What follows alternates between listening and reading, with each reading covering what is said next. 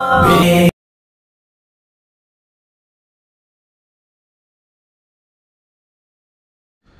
کے محبوب قائد امام ابن تیمیہ نے اپنی کتاب اقتداء صراط مستقیم میرے محبوب قائد اچھا اقتداء صراط مستقیم میں لکھا ہے کہ میلاد منانا اگرچہ بدعت ہے لیکن اس پر ثواب ملے گا، اور شاید اسی حوالے سے آپ کی شیخ زبیر علی زئی رحمہ اللہ سے بھی کوئی فون کال ریکارڈڈ موجود ہے 2009 یا 10 میں۔ جی یہ ہماری محبوبیت سے وہ نکلے اسی وجہ سے تھے۔ ان کی کافی ساری یعنی خلاف شرع باتیں جب ہمارے سامنے آئیں نا 2008-9 میں، تو ہم نے ان کو 3 طلاقیں دے دی، وہ پھر ہمارے محبوب نہیں رہے۔ آپ لکھیں ادھر ایکس محبوب۔ امام ابن تیمیہ المتوفی 728 ہجری کی کتاب ہے اقتداء الصراط المستقیم، صراط مستقیم کے تقاضے۔ دارالاسلام پبلیکیشن جو دنیا میں مسلمانوں کا سب سے بڑا ادارہ ہے، اور یہ کتابیں بھی دارالاسلام کی رکھی ہوئی ہیں، اہل حدیث کا ہے، انگلش اور عربی میں، اردو میں، ساری زبانوں میں۔ اس کے جو آنر ہیں بڑے ٹرو جینٹل مین ہیں، عبد المالک مجاہد صاحب، وہ گجرانوالہ کے ہیں، اب عرب پتی ہیں، وہ عالم دین ہے خود بھی، اور میں ان کی بڑی عزت کرتا ہوں کہ انہوں نے کم از کم یعنی ترمذی، ابو داؤد، نسائی، ابن ماجہ کی تحکیم شیخ زبیر علی زئی صاحب والی پرنٹ کی ہے، یہ ان کو کریڈٹ جاتا ہے، کیونکہ البانی صاحب کی تحکیم میں بہت سارے ایشوز ہیں۔ تو یہ دارالاسلام نے کتاب چھاپی ہوئی ہے صراط مستقیم کے تقاضے، ہمارے پاس موجود ہے، وہ آپ kitabussunnah.com سے بھی PDF بھی ہم اس میں لگا دیں گے۔ واقعی انہوں نے جو میلاد والا چیپٹر ہے اس میں یہ لکھا ہے کہ میلاد منانا یعنی یہ عیسائیوں سے مستعار لیا گیا ہے، یہ یعنی بدعت کا ذکر کرتے ہوئے کرسمس کے ایکویلنٹ یہ، اور وہ کہتے ہیں کہ جی یہ اگرچہ ہے تو بدعت ہے لیکن حسن نیت پہ ثواب ملے گا، کیونکہ جو میلاد منا رہا ہے نا اس کی نیت تو نبی علیہ السلام کی محبت کی ہے، اسے ثواب ملنا چاہیے اس کے اوپر، وہ کہتے ہیں ثواب ملے گا، ملنا چاہیے نہیں ملے گا۔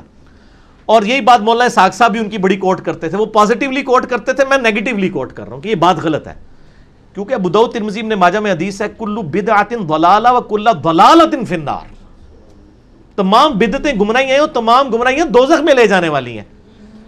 آپ بدعت بھی ڈکلیئر کریں اسے، اور بدعت حسنہ نہیں کہہ رہے، وہ بدعت سیئہ کہہ رہے ہیں، بری بدعت، یعنی میں وہ والی ٹرم کر رہا ہوں جو یوز ہوتی ہے، ہم تو اس کو نہیں مانتے۔ بہرحال تو جب نبی علیہ السلام کہہ رہے ہیں بدعت دوزخ میں لے جانے والی ہے اور آپ اس پہ ثواب کی، پھر تو اس پہ میرا بھی ایڈ کر لیں، میں امام ابن تیمیہ کو الزامی جواب دیتے ہوئے اینٹی وینم اور پھکی کے طور پہ کہتا ہوں کہ پھر تو محرم کے اندر ماتم کرنا بھی ہے تو بدعت، لیکن اہل بیت کی محبت میں ثواب ملے گا، کیونکہ اہل بیت کی محبت و ایمان کا حصہ ہے۔ صحیح مسلم میں حدیث ہے 240، علی سے محبت نہیں رکھے گا مگر مؤمن، علی سے بغض نہیں رکھے گا مگر منافق۔ اور ترمذی میں حدیث ہے نبی علیہ السلام نے حسین ابن علی کو اٹھا کے کہا، اے اللہ یہ میرے بیٹوں میں سے ایک بیٹا ہے، اے اللہ تو بھی اس سے محبت کر، اور اے اللہ تو اس سے محبت رکھ جو حسین سے محبت رکھے، اور جو اس سے دشمنی رکھے تو اس سے دشمنی رکھ، مسند احمد میں موجود ہے۔ تو اس کے تحت تو جو ماتم کر رہے ہیں اور جو چھریاں چلا کے ٹیبو کے طور پہ اسلام کی بدنامی کا باعث بن رہے ہیں، تو پھر ان کو بھی ثواب ملنا چاہیے، پھر تو دنیا کی ساری بدعتیں حلال ہو جائیں گی۔ اور یہ شیخ زبیر علی زئی صاحب کو جب میں نے بتایا نا، اب میں خیر آن کیمرہ یہ بتا دیتا ہوں بات، یعنی یہ بھی کوئی کتمان حق نہ رہ جائے۔ شیخ زبیر صاحب نے ایک مضمون لکھا تھا، کیا امام ابن تیمیہ اہل سنت ہے؟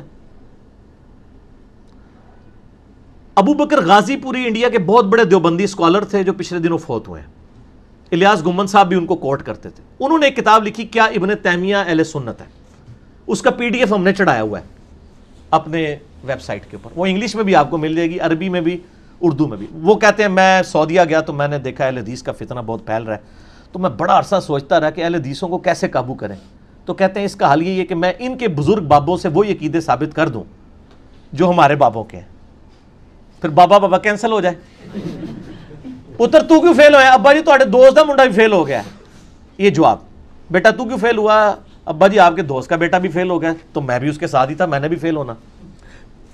مناظروں کے شروع میں وہ شرط بھی رکھتے ہیں نا کہ اگر آپ نے ہمارے بزرگوں کی کوئی گستاخی دکھائی اور اسی طرح کی ہم نے آپ کے بزرگوں کی دکھا دی تو دونوں برابر ہیں۔ نہ سر برابر پہلے ہوتے سن، جب تک یہ عرض کیا ہے میدان میں نہیں آیا تھا کہ نہ میں وابی نہ میں بھابی، میں ہوں مسلم علمی کتابی، تو وہ کینسل کر دیتا۔ تو میں نے شیخ صاحب سے کہا کہ آپ نے اس کتاب کے جواب میں ایک مضمون لکھا ہے الحدیث رسالہ میں، کہتے ہیں ہاں، تو میں نے کہا وہ آپ نے جواب تو اس کتاب کا دیا ہی نہیں ہے۔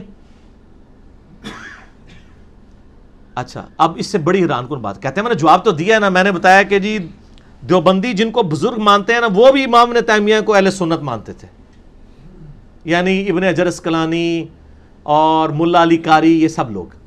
میں نے کہا شیخ صاحب ابو بکر غازی پوری نے اس کتاب میں سنگین چیزیں ابن تیمیہ کی ہائی لائٹ کی ہیں جو اہل حدیث کے ہاں اسٹیبلش بدعتیں اور گمراہ کن اور بعض مشرکانہ عقائد سمجھے جاتے ہیں.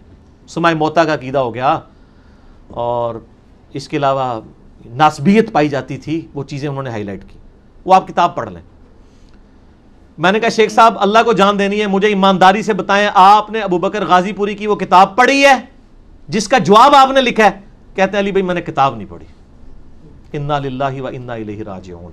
یہ میری 1 to 1 ان سے کنورسیشن ہوئی فون. میں نے کہا آپ نے کتاب ہی نہیں پڑھی ہو, آپ نے اس کتاب کے خلاف جواب لکھ دیا, اور جواب اس میں جو اعتراضات ہے وہ نہیں دیا.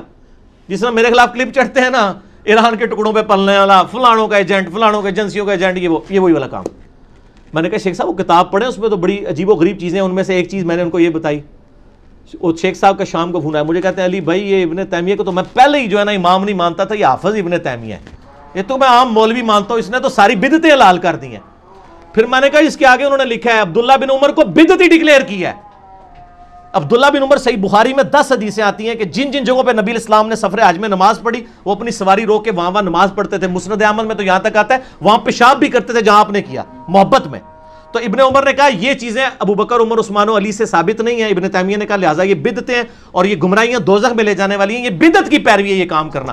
ابن عمر کو بدعتی کہا تو شیخ زبیر صاحب نے کہا انا للہ و انا الیہ راجعون.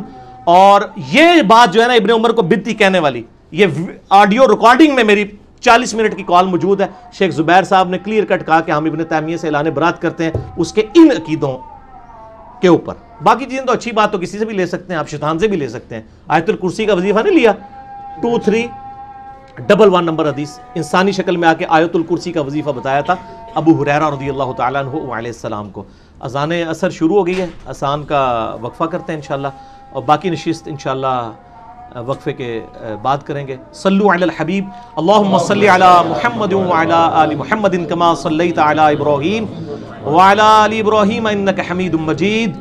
اللہم بارک علی محمد وعلی آل محمد کما بارکت علی ابراہیم وعلی آل ابراہیم انک حمید مجید.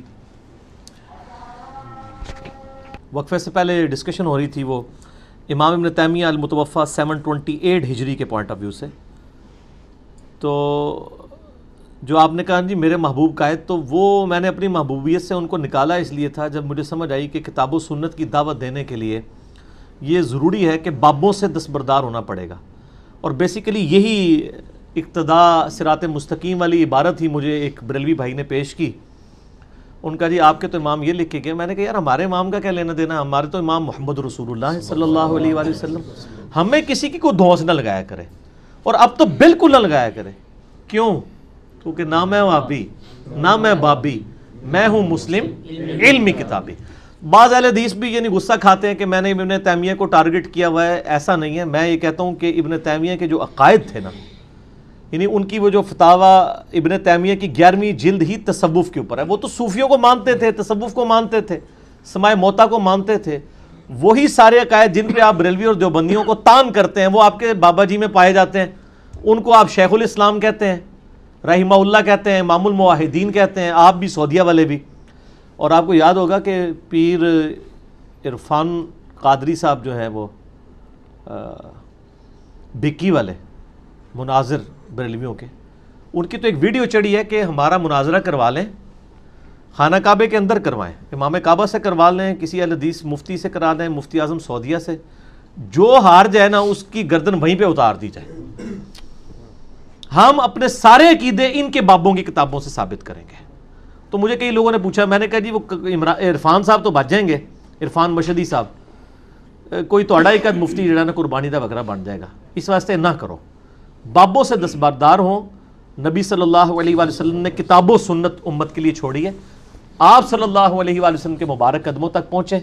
بابوں پہ رہیں گے تو پھر سارے فرقوں کے پاس یہی بہانہ ہے.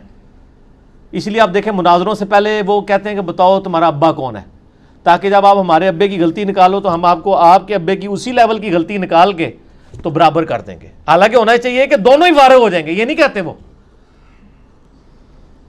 وہ پنڈی والے ایک مفتی صاحب اور جو لال رومال والے سعودیہ والے ہیں, ان کے جو بڑے بھائی کے درمیان مناظرہ ہوا ہے, رکھا ہوا ہے, اس میں انہوں نے یہی تو طے کیا تھا کہ اگر ہمارے کسی بزرگ کی عبارت ایسی نکلی جو گستاخانہ ہے, اس کے مقابلے پہ آپ نے ہمارے بزرگ کی, یعنی اپنے بزرگ کی, ہم نے آپ کے بزرگ کی نکالی, آپ نے ہمارے کی نکال دی, تو برابر ہو جائے گا. حالانکہ ہونا چاہیے تھا دونوں سے دستبردار ہو.